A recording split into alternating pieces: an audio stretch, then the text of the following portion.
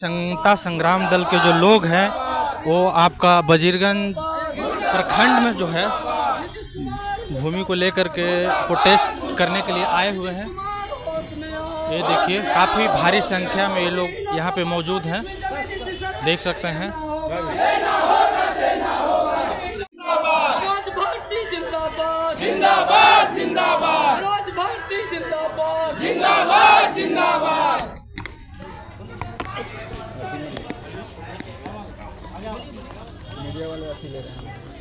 क्या मांग है आप लोग को? देखिए, आज समतामूलक संग्राम दल प्रखंड इकाई बजीरगंज के अंतर्गत जो घेराव किया गया है, हमारे नेता आदरणीय राष्ट्रीय अध्यक्ष मनोज भारती जी के आह्वान पे बिहार के सभी जितने भी अंचल है उसको सारा का सारा अंचल का घेराव समतामूलक संग्राम दल के द्वारा करने का काम किया जा रहा है। मांग जो है कि जो मुद्दा है, जो आंदोलन है कि भूमि अधिकार आंदोलन, ये भूमि अधिकार आंदोलन के माध्यम से हम लोग सरकार और यहाँ के जो सीईओ है, बजीरगंज के सीईओ और जितने भी प्रखंड के सीईओ हैं, उन सब को हम लोग सूचित करने आए हैं और बशर्ते मांग लेकर आए हैं सरकार के विरोध में कि जो भी ज़मीन सरकारी है वो ज़मीन हमारी है, यानी भूमिहीनों का है या तो किसी भी समुदाय से हो, तो उस ज़मीन को भूमिहीन व्यक्ति को देना होगा।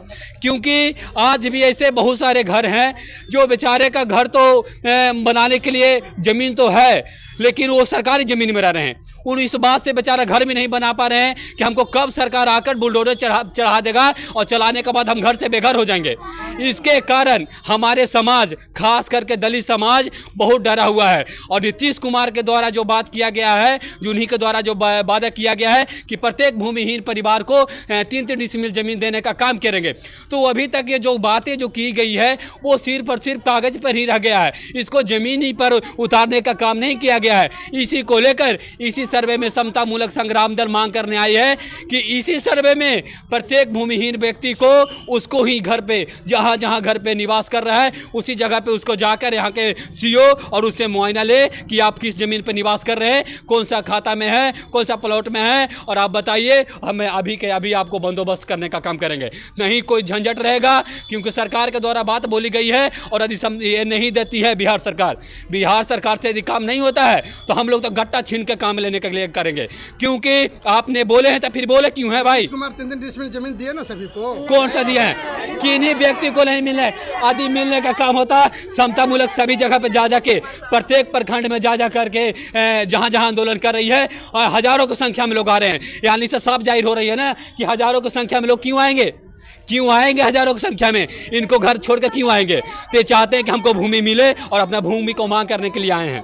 नीतीश कुमार जी को जो 3 डिसमिल जमीन देने का योजना है वो माने खोखला है। हाँ बिल्कुल, ये तो साबित हो रहा है ना। ये देखा जाए कि जो जिस तरह से नीतीश कुमार जी की बातें जो है वो सिर्फ और सिर्फ उनके विधानसभा तक ही रह जा रहा है, लेकिन यदि ज़मीनी तौर पर देखें तो उन्हीं के द्वारा जो पाला गया गुंडा है, भू माफिया या तो बालू माफिया, उन्हीं के द्वारा उस सारा का सारा सरकारी ज़मीन को कब्जाने का काम किया जा रहा है। यानी जहाँ पे सरकारी ज़मीन हो वहाँ पे जाकर भू माफिया के द्वारा कब्जा कर लिया जा रहा है, वहाँ पे जबरन भट्टा खोल दिया जा रहा है, जबरन बालू गिरा दिया जा रहा है। यानी वहाँ से गरीबों को उससे कोई वास्ता नहीं है। सिर्फ और सिर्फ 3-3 डिसमिल जमीन के नाम पे उन सबको उस सारा जमीन को हड़पने का काम कर रहे हैं। कहाँ खोला जा रहा है सर? भाई आप देख लीजिए, बिहार में सभी जगह पे, हम सकमा के भी बात बोले ना, सकमा में जो गुरारू में है वहाँ गैर मजरूआ जमीन 10 से 12 एकड़ जमीन है, उस सारा पे जाके बालू माफिया कब्जा किया हुआ है। यानी इस तरह से जहाँ जहाँ सरकारी जमीन है वहाँ गरीब को नहीं मिला है, 3-3 डिसमिल गरीब को नहीं मिला है, उस सारा का सारा जमीन भू माफिया को मिला है, उस सारा का सारा बालू माफिया को मिला है, उस सारा का सारा बालू माफिया जाके कब्जा किया हुआ है। और उन लोग को हटाने के लिए नीतीश कुमार के पास प्रशासनिक बल नहीं है, लेकिन यही गरीब व्यक्ति जाकर निवास कर रहा है।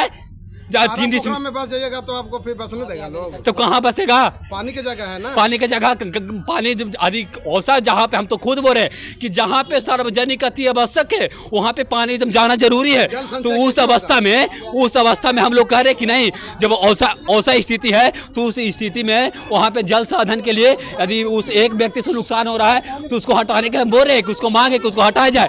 लेकिन जहाँ कोई वास्ता नहीं है, वहाँ किसी व्यक्ति को कोई लेना देना नहीं है, वो गरीब व्यक्ति जाकर निवास कर रहा है, वहाँ जा करके बुलडोजर चलाने काम कर रहे हैं। तो इसी सर्वे में मांग करते हैं और नहीं मिलता था बोल दे, ये सरकार बोल दे कि हम पूर्ण रूप से फेल, हमसे नहीं होगा, हम इस्तीफा देते हैं। समता मूलक संग्राम दल के द्वारा जाकर तुरंत उसको गठित करके और प्रत्येक भूमिहीन परिवारों को जमीन देने का काम करेगा। और याद रहे कि सरकार बदलती है, इन्हीं लोगों के द्वारा वोट दिया गया है, ये सारे लोग बहनें खड़ी, इन्हीं लोगों के द्वारा नीतीश कुमार को वोट देकर गद्दी पर बैठाया गया। एक दिन इन्हीं लोगों ने हटाकर और उनको गद्दी से हटाकर और समता मूलक संग्राम दल जिस दिन आएगा सत्ता में तो घोषणा भी करती है कि सबसे पहले जहां जहां जमीन गरीब गुरुआ है उनको पहले सभी लोगों को जमीन देने का काम करेगा, सबको कम से कम 1 बीघा जमीन देने का काम करेगा।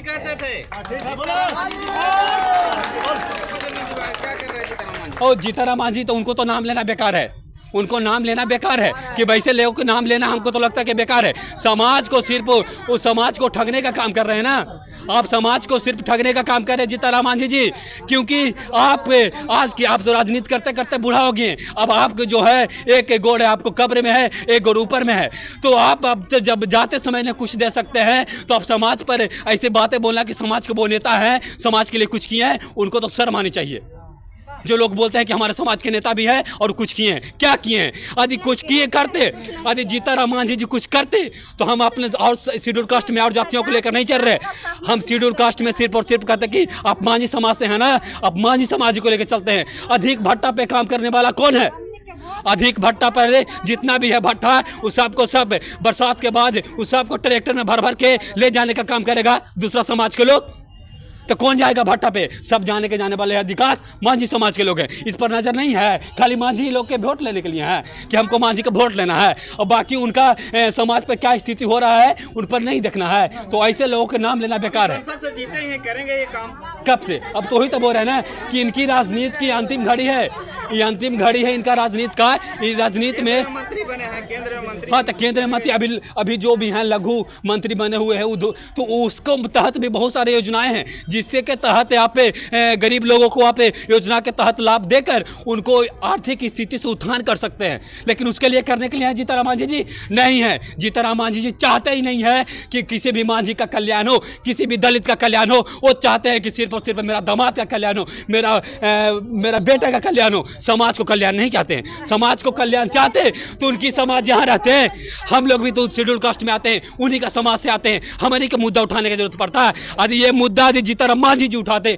तो हम लोग के क्या जरूरत था? हम लोग अपने घर पर रहते, हमारे समाज 300-300 रुपया का मजदूरी छोड़ के और इन सबको सब निकोली छोड़ के इस सब के सब आए हैं आंदोलन में। निकोली छोड़ के सब आए हैं ना, इस सब छोड़ के आए क्यों आए? जीतनराम मांझी जी 5-5 डिसमिल के यदि जमीन देने का काम करते या उनको उत्थान के लिए कुछ करते तो कोई भी नहीं रोड पर आ जाते।